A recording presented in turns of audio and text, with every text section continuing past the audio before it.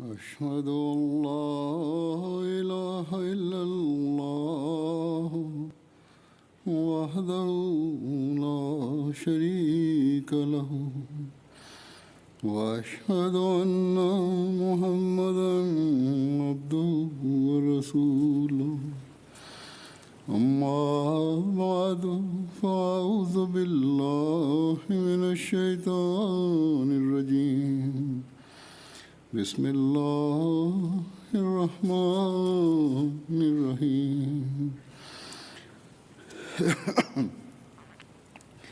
الحمد لله رب العالمين الرحمن الرحيم مالك يوم الدين إياك نعبد وإياك نستعين اهدنا الصراط المستقيم صراط الذين أنعمت عليهم غير المغضوب عليهم ولا الضالين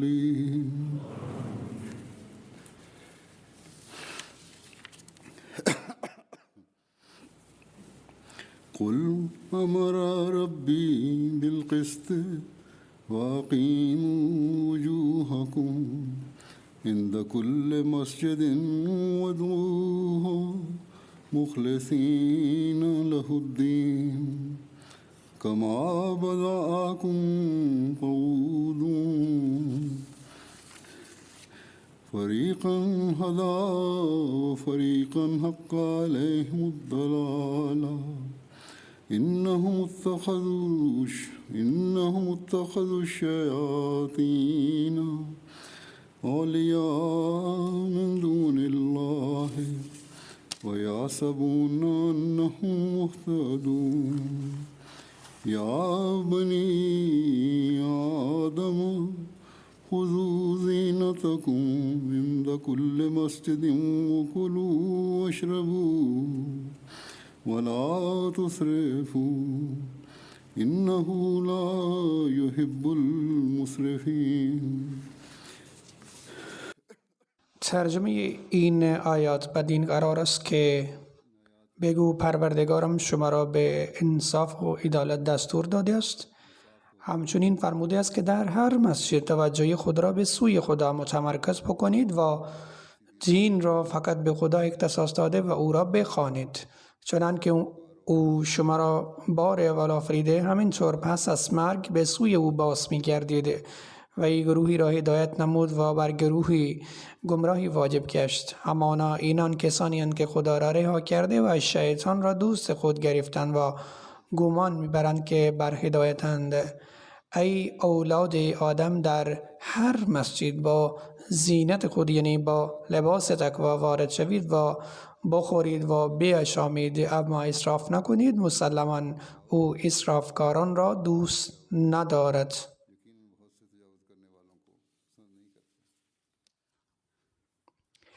امروز خداوند متعال به شما توفیق می‌دهد که این مسجد خود را افتتاح کنید. کار ساخت و ساز آن اندی پیش به پایان رسیده بود، اما به طور رسمی الان افتتاح می شود. در اوایل اینجا به عنوان مسجد تالاری بنا شده بود، اما الان به طور رسمی مسجد ساخته شده است.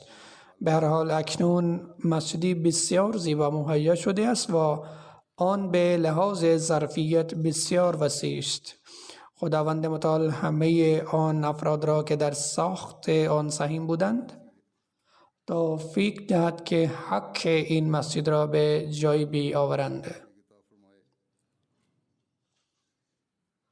خدا کند شما این مسجد را فقط به خاطر جلب رضایت خداوند متعال ساخته باشید و از این فرمایش حضرت پیامبر اکرم صلی الله علیه و آله و سلم فیض ببرید که فرمودند کسی که در جهت جلب رضایت خداوند متعال مسجد ساخت، خداوند متعال در بهشت برای شمانند آن مسجد خانه‌ای می سازد.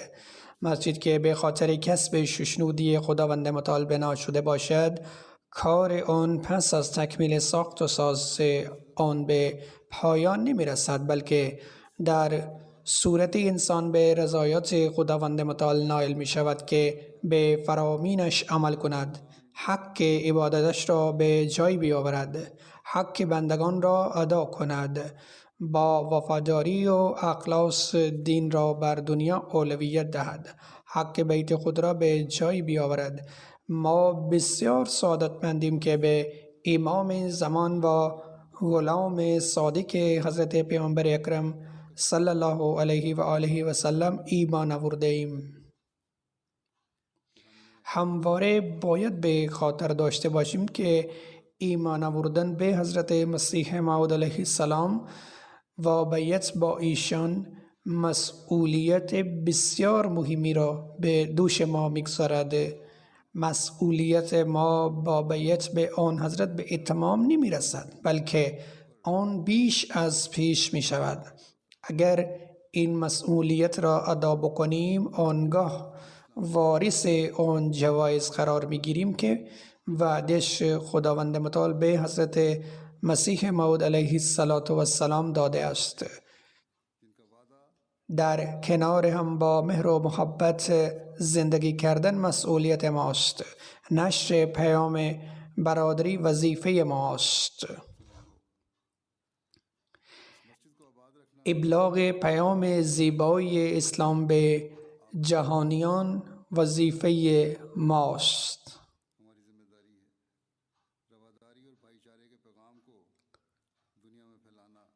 با دعاهای متداوم خود را اصلاح کردن از وظایف ماست.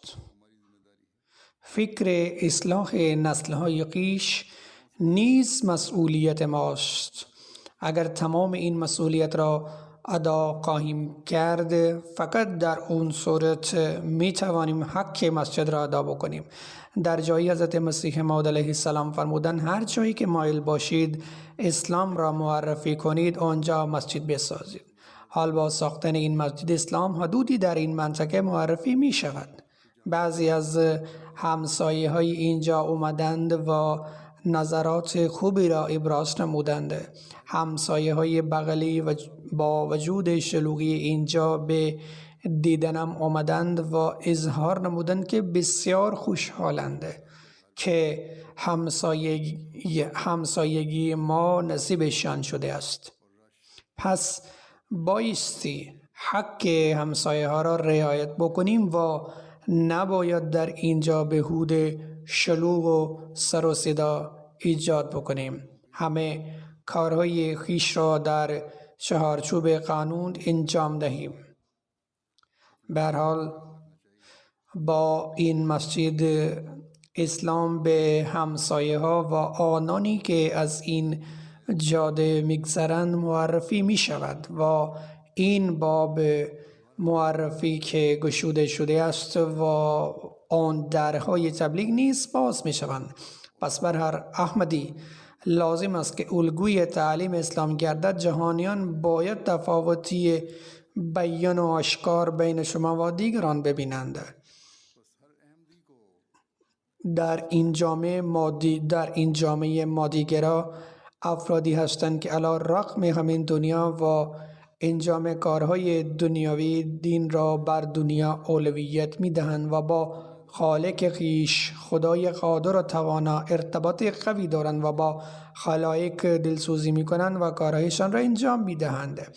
زمانی که این چنین افراد را دنیا طلبان می بینند، آنگاه کنجکاو می شوند و همین کنجکاوی راه تبلیغ اسلام را باز می کند. بنابراین الان بر هر احمدی بیش از پیش لازم است که تصویر عملی تعلیم اسلام گردد. آیاتی که تلاوت کردیم در آن خداوند متعال به بعضی از مسئولیت‌های نمازگزاران متوجه نموده است. اول از همه فرموده که عدالت پیشه کنید و در این راستا در قرآن شریف در جای دیگر خداوند متعال می فرمایند دشمنی و عداوت ملتی شما را وادار نکند که از انصاف و عدالت دور شوید. حال کسی که در این حد عدالت را رعایت می کند امکان ندارد نسبت به کسی قصد بدی بکند. وی نه تنها به کسی آسیبی نمی رساند بلکه در صدد این می باشد که چطور به دیگران سودی برساند و از این قبیل افراد جامعه را بسیار تحت تأثیر قرار می دهند و همین تأثیر نیکو باعث گشایش راه تبلیغ می شود. پس خداوند متعال به مؤمنان حقیقی که به مسجد رفت و آمد می کنند اولین دستور این داده است که حق بندگان را رعایت کنند و برای آن مهمترین چیز انصاف و عدالت است.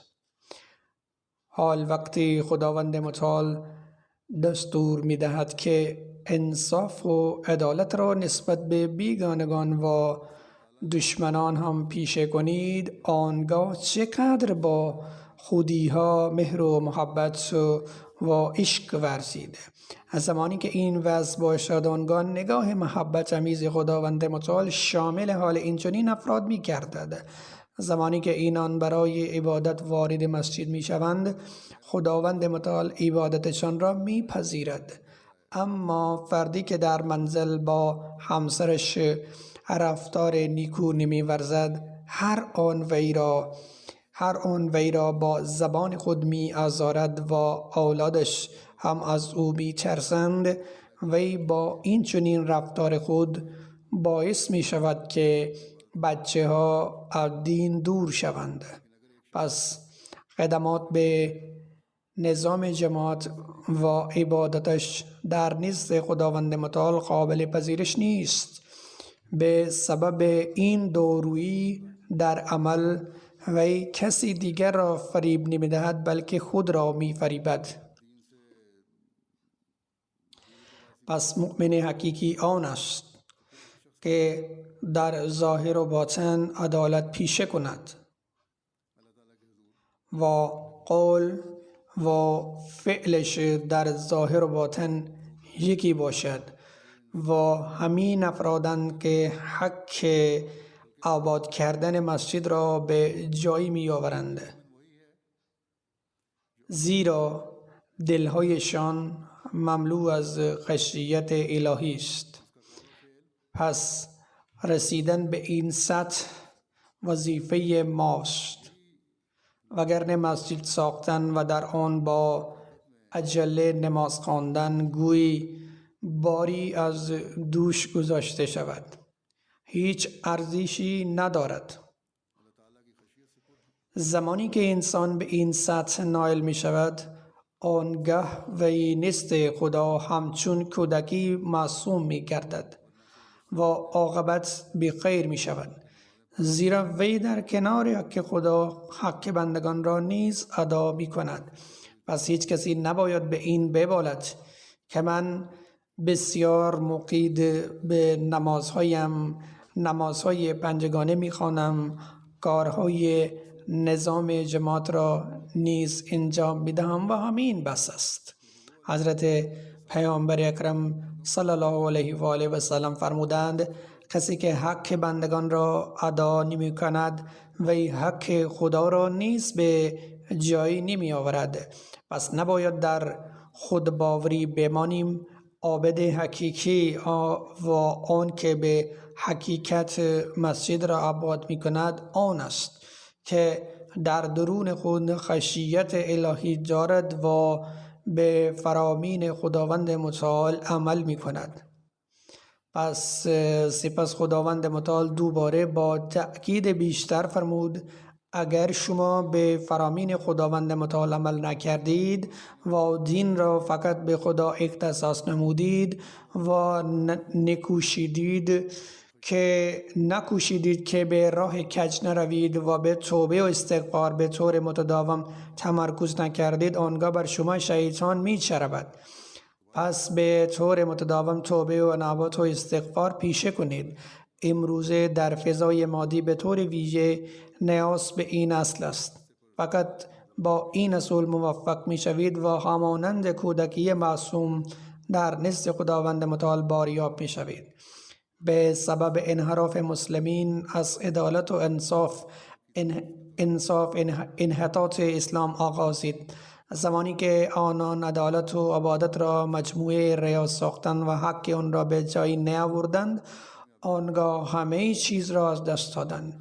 اگرچه همواره مساجد می ساختند، اما اسمیانشان عباد رحمان به وجود نیامدند، بلکه به عکس در پاکستان بسیار می کوشند تا مساجد احمدیه را خراب کنند و اصرار می ورزند که مساجد ما شبیه مساجدشان نباشند و مساجد ما بدون مناره ها و محراب باشند و به همین می بولند که احمدی ها را مورد ظلم و ستم قرار بدهند و یا سعی می کنند ما را به راه راست بیاورند.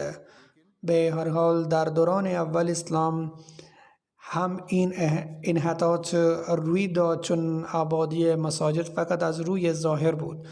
مسلمانان حقیقی بسیار به ندرت در بعضی جاها به چشم خوردن و به طور عمومی اسلام دستکش انحطاط قرار داشت. در هر صورت پیش آمدن این وضع لازم بود، زیرا حضرت پیامبر اکرم صلی الله علیه وسلم از آن ما را از پیش آگاه کرده بودند. اما پس از این دوران تاریکی، دوران نور و روشنی با ظهور مسیح موعود فرا رسید. کسی که غلام صادق حضرت پیامبر اکرم صلی الله علیه و آله و سلم است و ما با این عهد بیعت کردیم که دین را بر دنیا اولویت می دهیم، به فرامین قرآن شریف عمل می کنیم. پس چنان که عرض کردم باید به اصلاح حالات خود توجه کنیم و نگذاریم که وضع ما نیز مشابه مساجد بیگانگان گردد که راجع به آن روایتی از حضرت علی رضی الله عنه نقل شده است که حضرت پیامبر اکرم صلی الله علیه و آله و سلم فرمودند به زودی دورانی فرا می رسد که از اسلام جز نام چیزی نمی ماند، از قرآن جز کلمات باقی نمی مانند. مساجد مردم آن دوران ظاهرا آباد به چشم خواهند خورد، اما آری از هدایت است. علمایشان پسترین مخلوق بر صفحه جهان خواهند بود. تمام فتنه ها از آنها چشمه میگیرد و به آنها باز میگردد. همین وضع را امروز در غالب مساجد مسلمانان مشاهده میکنیم. پس این وضع که شاهدش هستیم باید ما را هوشیار کند، چون در آن غیر از فتنه ها چیزی دیگر نیست. تمام تأکیدشان چنان که قبلا هم گفتم بر این است که مناره های مساجد احمدی ها را ویران کنند. به باورشان اینها مسجد نیست بلکه عبادتگاه است. پس بسیار اصرار دارند که محراب های مساجد ما را خراب کنند. غیر از این هیچ به دین خدمت نمی کنند، هیچ انصاف و عدالت رعایت نمی کنند. به هر حال این امور ما را درس می دهد که چطور خالصانه حق مساجد و بندگان را ادا کنیم. حضرت مسیح موعود علیه السلام با تفسیر اولین آیه از این آیات خوانده شده فرمودند صورت ظاهری و مادی مسلمانان نیز به ضعف گراییده است و دیگر آن شکوه و قدرت سابق سلطنت اسلامی وجود ندارد و به لحاظ دینی هم اموری که خالصانه به خاطر دین تعلیم داده شده بود در میان مسلمانان دیده نمی شوند. اسلام هم از داخل بسیار ضعیف شده است و دشمنان خارجی هم می‌خواهند اسلام را کاملا نابود سازند. در نگاهشان مسلمانان از سگ و خنزیر هم بدترند. هدف و غرضشان همین است که اسلام را به نابودی بکشند و مسلمانان را به هلاکت برسانند و اکنون بدون کتاب خدا و تایید و آیات آشکارش امکان مقابله با این دشمنان نیست. به خاطر همین خداوند متعال به دست خود این جماعت را تأسیس نموده است. پس در این شرایط چنانچه ما بعید کنندگان با حضرت مسیح موعود علیه السلام اعمال و کردار خود را مطابق با قرآن شریف وفق نموده و اصلاح نکردیم و خود را همواره مورد محاسبه قرار ندادیم، در اون صورت نمی توانیم از زمره آن افراد شمرده شویم که قرار بود برای احیای مجدد اسلام حق بیت به جای بیاورند. تنها ماییم که قرار است شکوه از دست رفته اسلام را دوباره برقرار کنیم. شرایطی که حضرت مسیح موعود علیه السلام به تصویر کشیدند بسیار وخیم است و در عمل همین را شاهد هستیم. پس وظیفه ماست که به جهان ابلاغ کنیم که این که اسلام و مسلمانان را به حدی حقیر می دانید که آنان را از حیوانها هم بدتر می پندارید. بدانید که بقای جهان وابسته به تعالیم همین کسانی است. پس با اعتماد به نفس کامل در حالت انابت در بارگاه تا افضال الهی را جلب کنیم، باید مسئولیت راهبری جهان را انجام بدهیم. برخی از جوانان میپرسند و یکی پرسید که ما چطور با آن کسانی برخورد کنیم که ما را به خاطر اسلام مسخره میکنند.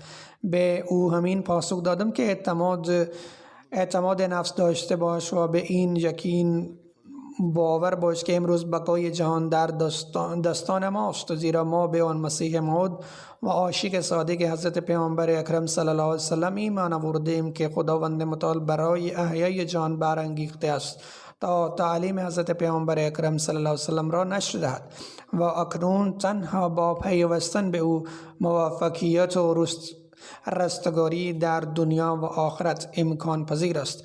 به جهانیان خاطر نشان کنید که به زرق و برق و پیشرفت های دنیاوی خرسند نشوید. حیات بعد از مرگ حیات ابدی است و اگر انسان در آنجا دست خالی برود، آنگاه با خشم و غضب خدا مواجه می شود و سپس او چطور برخورد می کند فقط او می داند. اما همواره باید به خاطر داشت که قبل از این هشدار دادن به جهان قول و فعل ما مطابق با تعلیم اسلام باشد، سطح عبادت ایمان و رعایت حق بندگان بلند باشد. به هر حال حضرت مسیح موعود علیه السلام در همین راستا با به تصویر کشیدن وضع مسلمانان و اسلام عصر حاضر افزودند: الان دینی که اسلام نام دارد بسیار فرق کرده است. اخلاق و کردار زشت شده است، یعنی اخلاقی فاضله نمانده است. وفاداری و اخلاص و محبت با خدا و توکل بر او ناپدید شده است. خدا تصمیم گرفته است که به این استعدادها حیات مجدد ببخشد. پس ما باید از خدا سپاسگزار شویم که به خاطر رونق بخشیدن به این وضعیت نابسامانی اسلام با فرستاده خدا با هم وصل شده ایم. خود مسلمانانی که از آن علل و عوامل بودند که غیر مسلمانان و مخالفین اسلام را مورد حمله قرار دادند و ذلیل و حقیر برشمردند. اگر مسلمانان گمراه نمی شدند، دشمن هرگز جرأت نمی کرد که بر اسلام حمله کند. ولی امروز ما کسانی هستیم که معیارهای وفاداری با خدا تعیین کنیم، چنان که حضرت مسیح موعود علیه السلام فرمودند: ما کسانی هستیم که دساتیر خداوند متعال را با اخلاص و وفا پیروی میکنیم. ما باید مهر و محبت را به هر سو منتشر کنیم و تنفر را از میان برداریم. ما باید بر خدا توکل کامل داشته باشیم، چون خدا کارساز است و اسلام تنها دین کامل است که بر سایر جهان غالب خواهد آمد و برای انجام این کار ما باید مستعد شویم و یار و یاور حضرت مسیح موعود علیه السلام گردیم. این تقدیر خداوند متعال است. کارهایی که خدا بر عهده حضرت مسیح موعود علیه السلام گذاشته است و وعده ها که به ایشان داده است انشاءالله قرار است که به تحقق برسند. اگر در این زمینه ما کمک ایشان کنیم در این صورت سزاوار افضال او می گردیم. اگر برای انجام این کار پیشی نمی جوییم خدا برای کمک حضرت مسیح موعود علیه السلام قوم دیگر را برمی انگیزد. اما سرنوشت همین است که این اتفاق باید بیفتد. پس ما باید مواظب حال خود شویم و سعی کنیم تلاش کنیم که ضعف و اشتباهات را دور کنیم. در مورد رفع نکات ضعف حضرت مسیح موعود علیه السلام می فرمایند در این دوران ریاکاری، خودبینی و رعونت انواع تکبر هستند. حضور انور ایده الله توضیح داده می فرمایند منظور از خودبینی خویشتن بینی است. صفات رذیل و فرومایه همانند تکبر و نخوت و رعونت و غیر گسترش یافتن و صفات مخلصین له الدین که دین خود را برای او پاک و پیراسته می دارید و غیره در آسمان قرار گرفتند. توکل و تدبیر ناپدید شده است. اکنون خدا تصمیم دارد که تخم این صفات را بکارد. پس ایشان علیه السلام فرمودند هرچند که این بدی ها گسترش یافته است و نیکی ها مفقود گشته است، اما خدای مهربان نمی خواهد که بنده های خود را نابود کند. او تصمیم گرفته است که نیکی ها باید گسترش پیدا کنند و بدی ها از میان برداشته شوند. پس هر یک از ما خود را بسنجد که آیا برای تکمیل این مأموریت حضرت مسیح موعود علیه السلام ما نقش خود را ایفا می کنیم؟ آیا برای رفع بدی ها سعی و تلاش می کنیم؟ آیا برای انجام نیکی ها سخت کوشی می کنیم؟ آیا برای حصول معیارهای عبادات به شدت تلاش می کنیم؟ توفیق اکتساب نیکی ناشی از فضل خدا به دست می آید. اگر برای جلب افضال خدا به شدت تلاش نمی کنیم که از راه عبادت یافت می شود و عباداتی که خالصانه برای جلب رضای خدا می باشد نه برای تسکین و تکمیل آرزوی نفسانی، در این صورت تکاپو و مساعی ما به هدر می روند و آرزوی حصول این چنین امور فایده‌ای ندارد. پس باید به دقت بررسی کنیم و به کثرت استغفار کنیم. لازم است که اعمال خود را بر وفق رضای خدا به جا بیاوریم. حضرت مسیح موعود علیه السلام می فرمایند برای به جا آوری اعمال اخلاص شرط است. چنان که فرمود مخلصین له الدین، دین خود را برای او پاک و پیراسته می دارید. این چنین اخلاص لازمه ابدال می باشد. ایشان فرمودند به خاطر دارید کسی که خود را به خدا تخصیص می دهد خدا خود را برای او مخصوص می کند. پس این نکته است که باید درک شود. ما حقوق خدا را به جا نمی آوریم و شکایت داریم که خدا دعاهای ما را قبول نمی کند. ما باید بررسی کنیم که به چه اندازه حقوق خدا را به جا آوردیم. خدا این قدر مهربان است که با وجود اشتباهات بیشمار بخشش‌های خود را بر ما ارزانی می دارد. ما باید مراقب باشیم که چطور باید حقوق خدا را به جا بیاوریم و بزرگترین حق او این است که حق عبادت او را احقاق شود. اگر ما مسجد را بنا کردیم پس باید حق آن را نیز ادا کنیم. خالصانه برای به جا آوری یه عبادت او اینجا بیاییم.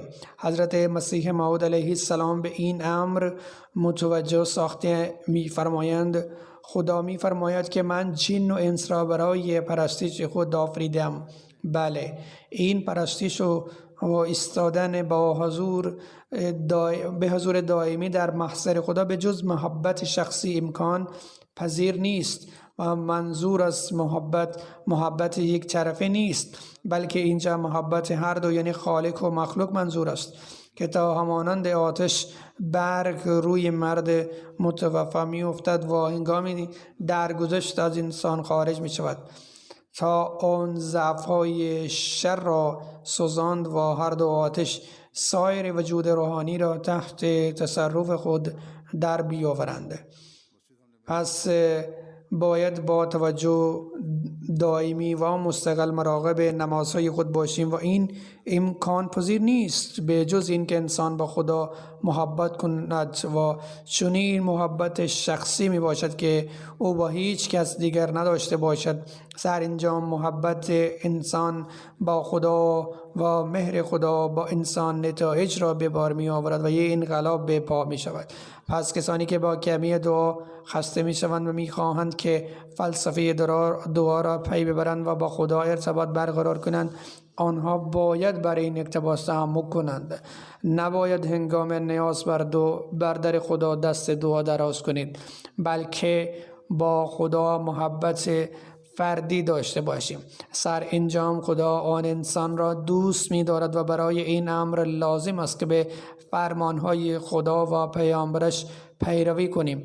یعنی محبت با پیامبر خدا الزامی است و باید با عاطفه مهر و محبت اطاعت شود و در نتیجه این خدا اظهار علاقه مندی می کند و هنگامی این دو محبت به هم می پیوندند، چنان که حضرت مسیح موعود علیه السلام فرمودند آن باران رحمت خدا می بارد که فراتر از خیال و گمان انسان می باشد.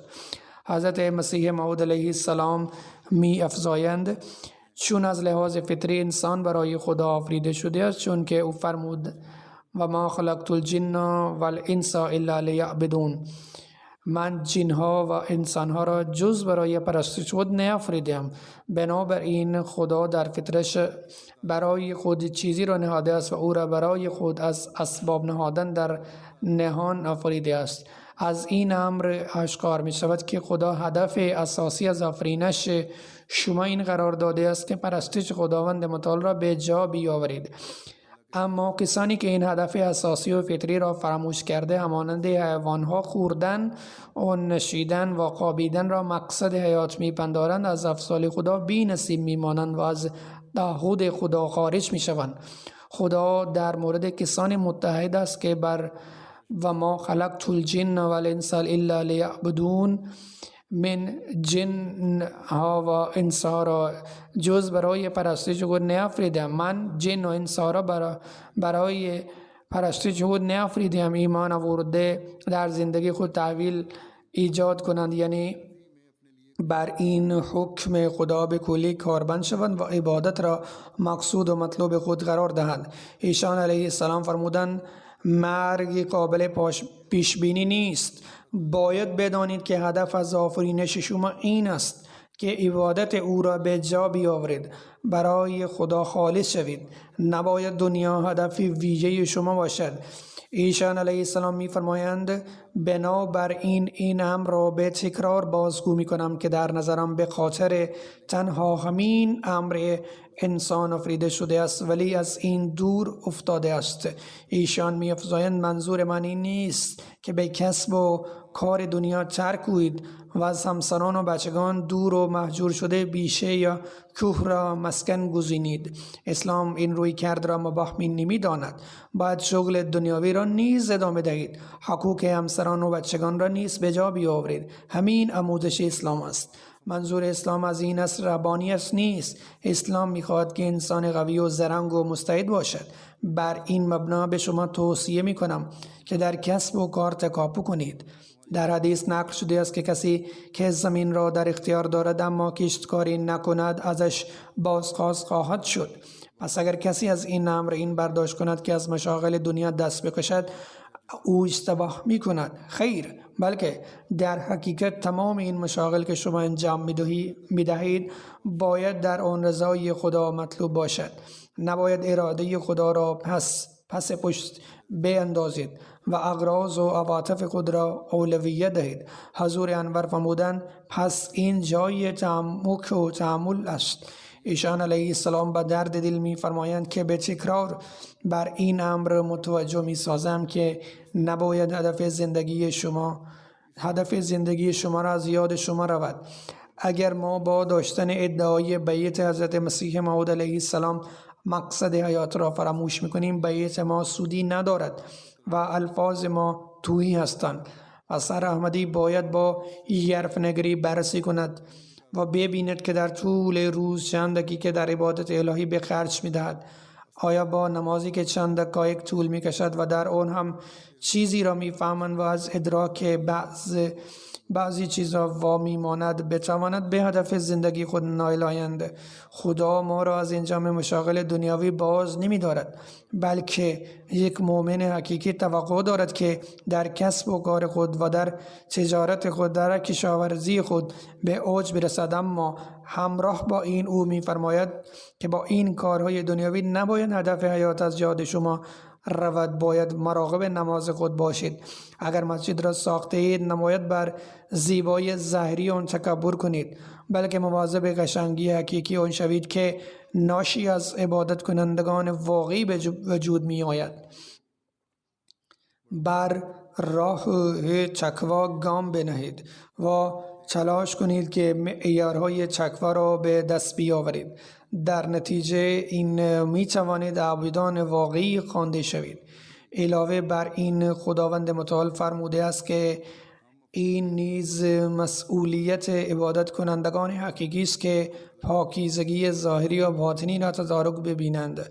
بنابراین برای نمازگزاران حکم عمومی است که لباس تمیز بپوشند و قبل از هر نماز وضو بگیرند و چون نظافت ظاهری بر باطن انسان تاثیر می‌گذارد، به علاوه از وضو انسان تازه دم می شود و می تواند توجه خود را به نماز متمرکز کند. علاوه بر این خدا این حکم را نیز داده است که بخورید و بنوشید، اما زیاد روی برحذر باشید. یک مطلب عمومی از این حکم برداشت می شود این است که وقتی یک مؤمن غذای متناسب را مصرف می کند و اسراف نمی کند و از خودداری این سلامتی او نیز تضمین می شود و می تواند عبادت را به نحو احسن به جا بیاورد. نکته دوم این است که هدف از حیات مؤمن حقیقی تنها این نیست که فقط بخورد و بنوشد و بخوابد، چنان که خدا این ویژگی ها را به حیوانات تخصیص داده است. و در این راستا همین الان من یک اقتباس حضرت مسیح موعود علیه السلام را نیز خواندم. ایشان علیه السلام توضیح دادند که این روی کرده 4 پایان است و اگر به این نکته یک کم بیشتر توضیح دهم این معنا نیز برداشت می شود که نباید آرزو و چیزهای مادی را دنبال کنیم، بلکه هدف آفرینش را پی ببرید. هرچند که یک عابد حقیقی در کارهای دنیاوی هم مشغول می ماند، اما او در آن مشاغل تا این حد فرو می رود که متوجه این امر نباشد که وقت نماز فرا رسیده است. من باید نمازم را بخوانم، بلکه در وقت نماز باید فوراً به این فکر در ما ایجاد شود که زمان کارهای دنیاوی من تمام شده و من باید در محضر خداوند متعال حاضر شوم و در حال ادا کردن حق خدا نماز را بخوانم و نه این که تون بلکه با آرامش نماز را بخوانم. در کنار پاکی و زینت ظاهری باید قلبها را نیز با زینت تقوا پر کنم.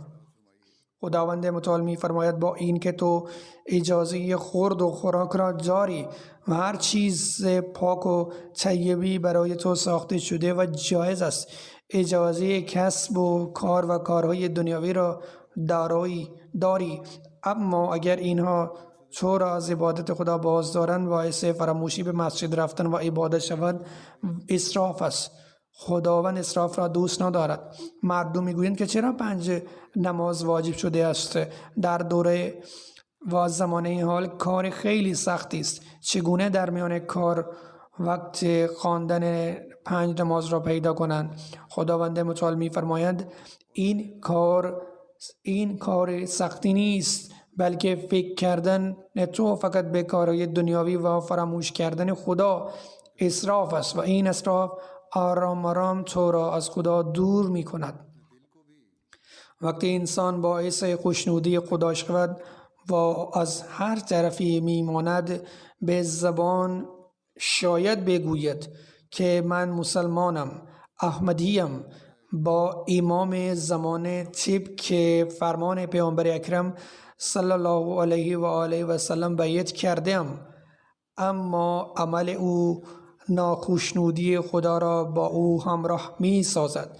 پس خداوند متعال تعلیم بسیار متوازنی را داده که دنیا را نیز به دست بیار، اما دین را همیشه در نظر بگیر و در اینها اسراف نکن. و مؤمن واقعی همان کسی است که دین را بر دنیا مقدم می شمارد و زمانی که انسان دین را بر دنیا مقدم کند، خدا نیز راه‌های جدیدتر رزق و روزی او را باز می کند و همچنین در کارش برکت عطا می کند. پس کسی که طبق احکام خدا حرکت کند، زندگی خود را طبق احکام خدا پیش ببرد، سعی کند عبادات خود را به معیار برساند، به فضل خدا نیازهای دنیاویش نیز برطرف می شود، بلکه خواسته های دنیاوی بیشتر و بیشتر می شوند و اگر زیاد شوند چنان آتشی اند که هیچ وقت خاموش نمی شوند. اگر انسان پایبند دین باشد، هر وقت آتش خواهشات دنیا در او نمی مانند. پس چون این آتشی است که هیچ وقت خاموش نمی شود و انسان در آن شعله ور می شود و در آخرت نیز که زندگی حقیقی است چیزی به دست نمی آورد.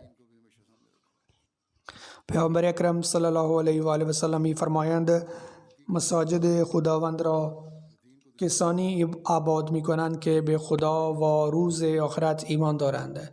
پس ما باید از ایمان آوردگان باشیم، کسانی که آباد کننده مساجد هستند. و نشانه افرادی که مساجد را آباد می کنند این است که آنها بعد از یک نماز در انتظار نماز بعدی هستند که کی وقت نماز شود و ما برای نماز برویم. پس این هدف تعمیر مساجد آباد کردن و چگونه آباد کردن آن است. پس بعد از ساخت این مسجد، افرادی که در اینجا زندگی می کنند وظیفه آباد کردن آن نیز به عهده آنهاست و همین راه جذب کردن فضل‌های خدا، اصلاح خود و نزدیک کردن نسل‌های خود به خداست. وگرنه زرق و برق زمانه حال نسل‌های من را از دین به دور می‌برد.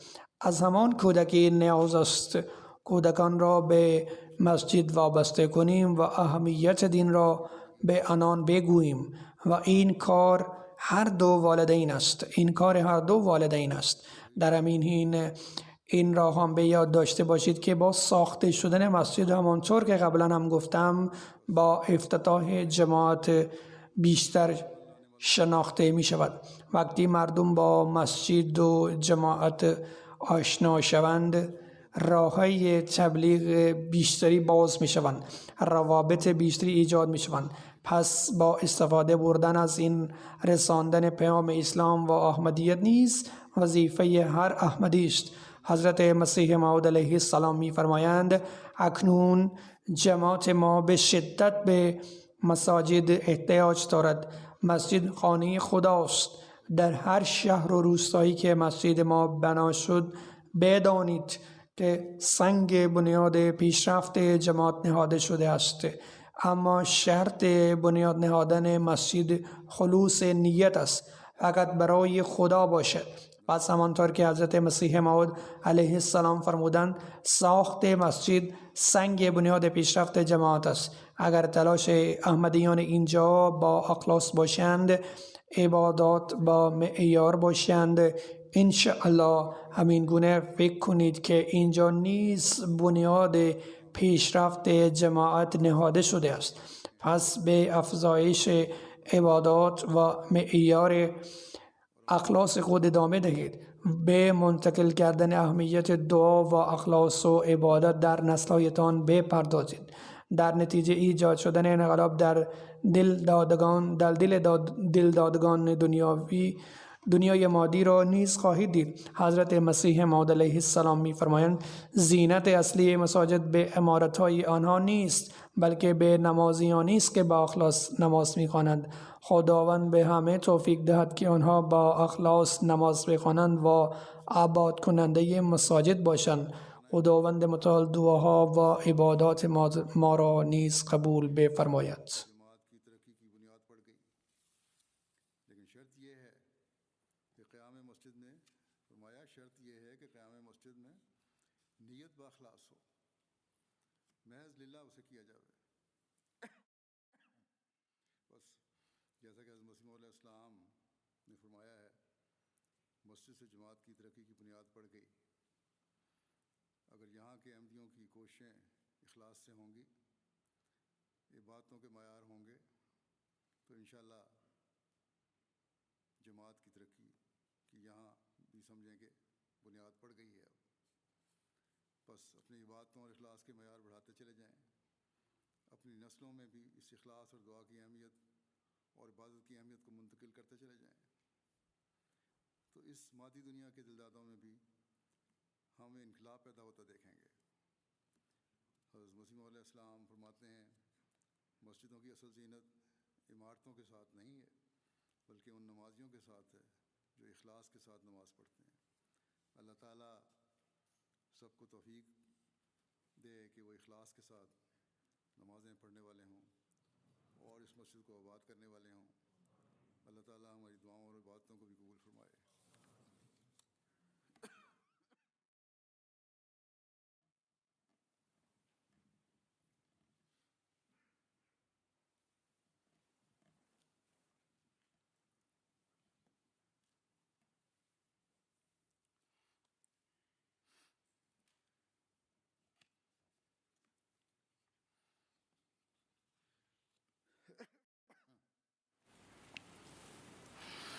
الحمد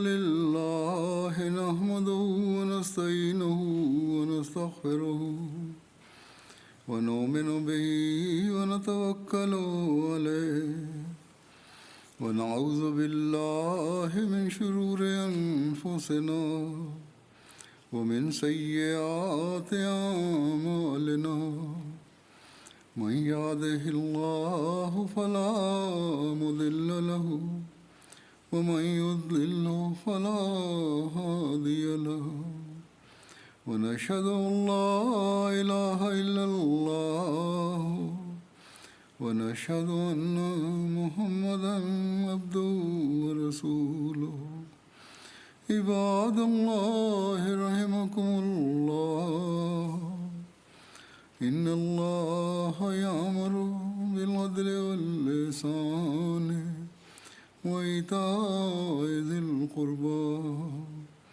وينهى عن الفحشاء والمنكر والبغي يعظكم لعلكم تذكرون اذكروا الله يذكركم وادعوه يستجب لكم ولذكر الله أكبر